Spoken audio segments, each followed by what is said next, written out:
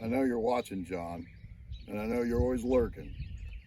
But my dad always said, find the biggest bully in the room and take him out.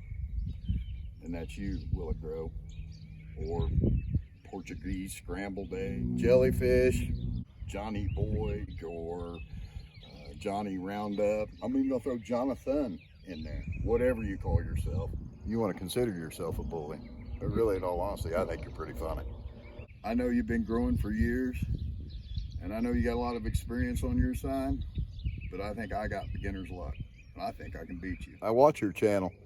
You showed me how to grow onions. I think it'd be hilarious to beat you with that. I challenge you to a grow-off, a grudge match.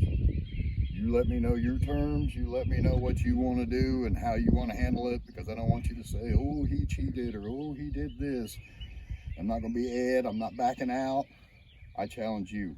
I know you've been growing for a long time, and I know this is my first year and I've never grown anything.